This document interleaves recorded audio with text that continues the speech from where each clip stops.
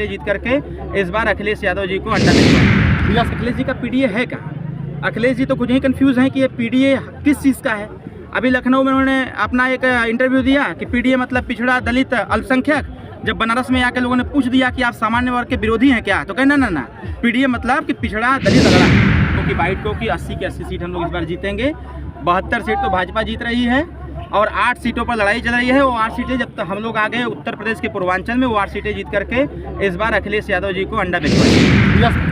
देखिए, ये हर साल की तरह इस साल भी चक्रवर्ती सम्राट राष्ट्रवीर राजभर महाराजा सुहेलदेव राजभर जी का 1015वीं जयंती, और ये जयंती का कार्यक्रम लगातार 11 फरवरी से लगातार चल रहा है। अभी मैं कल चंडीगढ़ में अपने कार्यक्रम को संबोधित किया, सुहेलदेव जयंती के कार्यक्रम को, और सीधे कार्यक्रम करते हुए मैं सीधे यहाँ गाजीपुर की इस धरती पर आया हुआ। तो आज का जो मूल कार्यक्रम था और उस कार्यक्रम का जो मूल प्रस्तावना थी वो थी राजा सुहेलदेव राजभर जी की जयंती। क्योंकि कहा जाता है कि जो समाज अपना इतिहास नहीं जानता, अपने बड़े बुजुर्गों की कदर नहीं करता, वो समाज इस देश में कभी तरक्की नहीं कर सकता। लोगों के द्वारा भी कहा गया है कि जिसका इतिहास नहीं होता उसका विकास नहीं होता है। आज भी इस धरती पर ऐसी ऐसी जातियाँ हैं जिनका गौरवमय इतिहास है, लेकिन उसके इतिहास को न तो लिखा गया, न तो पढ़ाया गया, न तो बताया गया।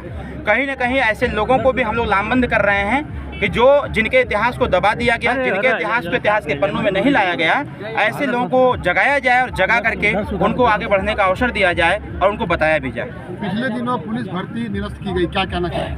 नहीं, स्वाभाविक तौर पर है। देखिए, ये होना भी चाहिए था, क्योंकि जिस प्रकार से उत्तर प्रदेश सरकार की मंशा है कि कोई भी एग्जामिनेशन हो, कोई भी एग्ज़ाम हो, उसको साफ़ सुथरी तरीके से कराया जाए। सरकार ने पाया कि यूपीपी के जो एग्ज़ाम पेपर थे वो व्हाट्सएप ग्रुप में बहुत तेज़ी से वायरल हो रहे थे।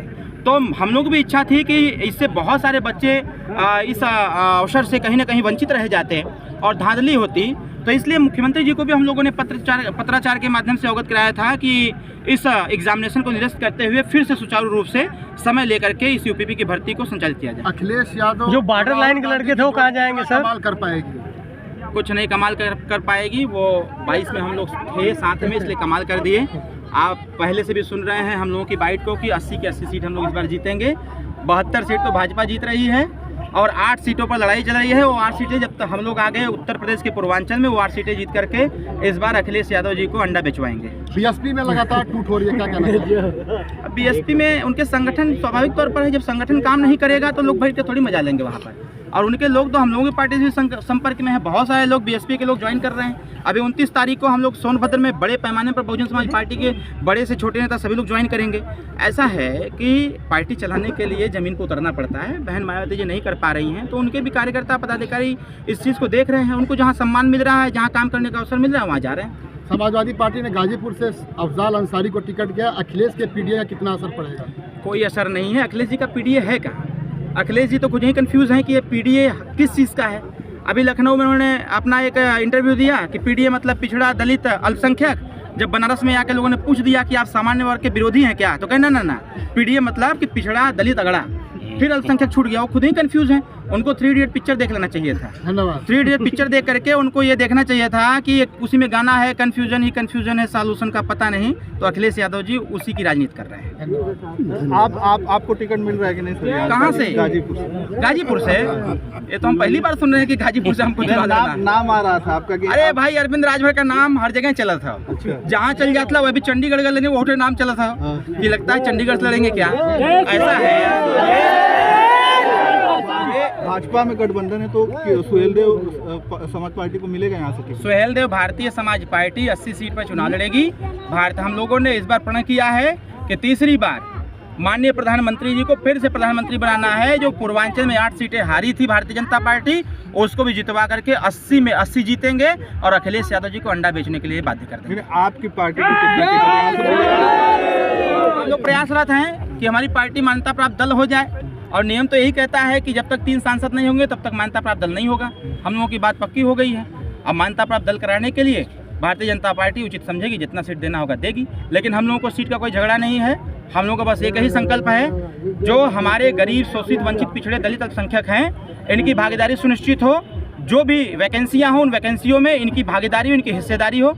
इन सब मुद्दों को लेकर के हम लड़ाई लड़ रहे हैं। और इसके साथ साथ रही बात सीटों की, तो समय आने दीजिए, वो भी दिख जाएगा। और इस बार जिस भी सीट से सुहेलदेव भारतीय समाज पार्टी की दावेदारी होगी, ये 100% तय है कि उत्तर प्रदेश की विधानसभा में अगर पीला गमछा जा चुका है तो इस बार 100% ये पीला गमछा और राजा सुहेलदेव राजभर जी का सिद्धांत, राजा सुहेलदेव राजभर जी की विचारधारा इस बार पार्लियामेंट में फिर गूंजेगी। मंत्री जी को लेके क्या कहेंगे? मंत्री पद के लिए जनता जानना चाहती है कि कब बनेंगे? अरे भाई, जनता ना जानना चाहता, पत्रकार लोग जानना चाहता हूँ। जनता ही जाना था, जनता ही जाना था कि ओम प्रकाश राजभर को मंत्री पद मायने नहीं रखता। अगर मायने रखता तो अन्य मंत्रियों की तरह हम लोग भी मलाई काटते, जनता के मुद्दे पर इस्तेमाल नहीं करते। मैं आपको स्पष्ट कर दूं कि मंत्री बनना हमारे लिए बहुत बड़ी बात नहीं है, लेकिन हमारे कुछ इश्यूज अटके हुए हैं, जैसे आरक्षण का मसला जो है, एसटी आरक्षण का, उस मसले पर अभी न तो केंद्र की सरकार सहमति दे पा रही है, न तो प्रदेश की सरकार सहमति दे पा रही है। एक ही ऐसा मसला है जिस मसले पर जब तक सहमति नहीं मिलेगी तब तक मंत्री पद हम लोग नहीं लेना स्वीकार करेंगे। ये मीडिया में मैसेज है, ये जनता में मैसेज, कब बनाएंगे तो वो छोड़ दीजिए, वो कब जब बनेगा बनेगा, और ये तब तक नहीं बनेंगे जब तक हमारे मसले सॉल्व नहीं हो जाते। सर, भर्ती चुनाव से पहले होगी कि बाद में? जो अरे मुख्यमंत्री जी का लिखित घोषणा हो गई बात, आने वाले समय में 6 महीना 12 तारीख आचार नहीं, तो कुछ कंफर्म बताइए सर, पहले की बात। 12 तारीख को आचार संहिता लग रहा है। आचार संहिता के दरमियान न तो कोई भर्ती होती है, न नियुक्ति होती है। आचार संहिता खत्म होगा, तुरंत नियुक्ति होगी, क्योंकि भाई सरकार को 3 साल और आगे चलाना है। इसलिए आप निश्चिंत रहें। उत्तर प्रदेश में हमारे तमाम युवा, इनको अवसर मिला है। थोड़ा सा अगर फिटनेस कम था तो फिटनेस टाइट करें, अगर तैयारी कमज़ोर थी तैयारी और बढ़िया करेंगे।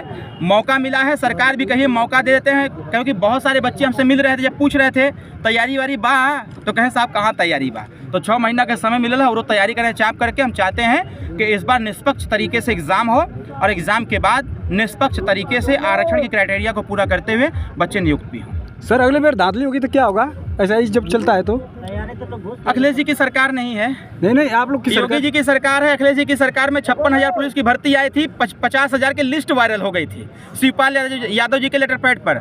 लड़कों ने बड़ा विरोध किया, लेकिन उसके बाद भी अखिलेश यादव जी ने उस नियुक्ति को निरस्त नहीं किया था और परिणाम में निकला था कि 6,000 पूर्वांचल से, 50,000 पश्चिमांचल से। लेकिन हमारी सरकार, जिस सरकार में हम हैं, ये सरकार ट्रांसपेरेंसी रखती है।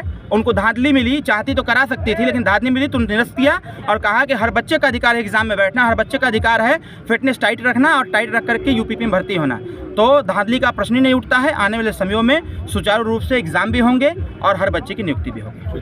ठीक सर, उसके लिए भी हमने योजना बना रखा है। जैसे मैं बताता हूँ आपको, आज के लगभग 4 साल पहले, 4 साल क्या 3 साल पहले से ही लगातार हम जब गांव में चौपाल लगाते थे तो हर समाज के बच्चे यही बात बोला करते थे कि भैया जिसकी उम्र खत्म हो गई है वो कैसे एग्जाम में बैठेगा, वो कैसे फार्म भरेगा।